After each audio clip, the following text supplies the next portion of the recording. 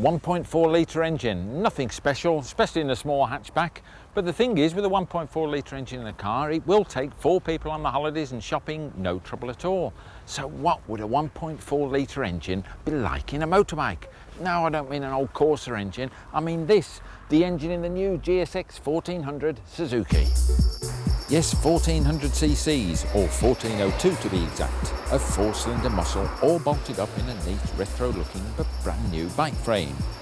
We might have seen big 4-cylinder engines before, but not this big, and it really does feel it. Not in an intimidating way, just in an effortless, gentle giant way, the sort of feeling you get as a jumbo jet takes to the skies. And that's due to its massive torque, all 93 foot-pounds of it. That's a third more than a 1200 Bandit. But what else would you expect from such a massive motor? Just look at it, it absolutely dominates the bike. 1400 cc, big cubes as the Americans would say. Close fins there, more pronounced fins at the top, but these are real fins, they're not just for decoration, because this engine is in fact based on the 1985 GSX-R motor. It's been updated, of course, completely redesigned, but that's why they've kept these fins here. It's oil and air cooled, hence the little radiator up there. They've redesigned the head, narrower valve angle for better breathing. It's got fuel injection, of course, and it's got a balancer shaft at the back for smoothness. But there it is, all looking very proud there, big chrome pipes, very retro, polished cases. Looks a treat.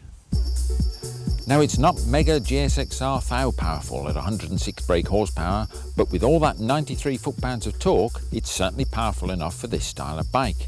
After all, there's no wind protection.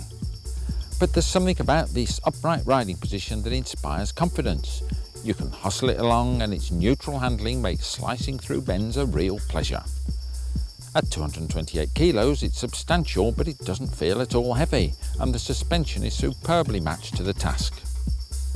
Now granted, these forks look like something from the 80s, but they're not, of course. Brand new again. Big 46mm stanchions, you never used to get those in the 80s. So we've got a retro look, but bang up to date.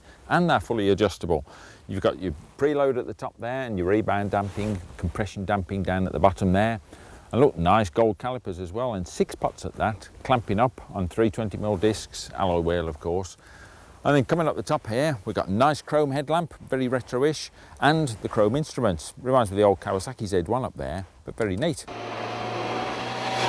Now I'm off the bike, you can actually get a decent look at this seat, and it really is a big seat and very, very comfortable. As I've said, the seat height isn't that high, only 790mm, but it's nice, comfortably padded, and it's stepped as well. Pillion passenger has got a nice squab as well. But not only is it big to look at and big to sit on, it's big underneath. Just unlock the old seat here. Under there, just look at this absolutely massive storage compartment. Take the handbook out. Under this tray here, separate little tray, you just click that out, the battery sits under there. But see all that space, you can get a U-lock in there, you can get waterproofs in there, tool roll sits in the back there. You could even get a small one-man tent in there, I reckon, but I've never seen such a massive area on an ordinary bike. It's almost scooter-like, isn't it? Put the seat back.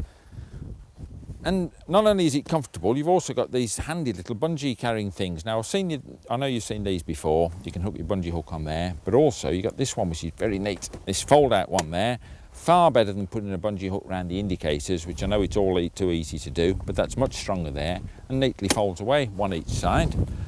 You've got another one there, again nothing new there, but I like those fold out ones. On the road, this parallel example will cost you £5,899. At this price, it's no more than a Bandit, but I'd say it's worth extra because no doubt about it, this is an in-your-face, no-mistake motorbike. To me, it's much classier than a Bandit, and while not in the same stable as Suzuki's own highly flickable GSX-R sports bikes, who cares? Shooting the breeze on the GSX 1400 takes on a whole new meaning.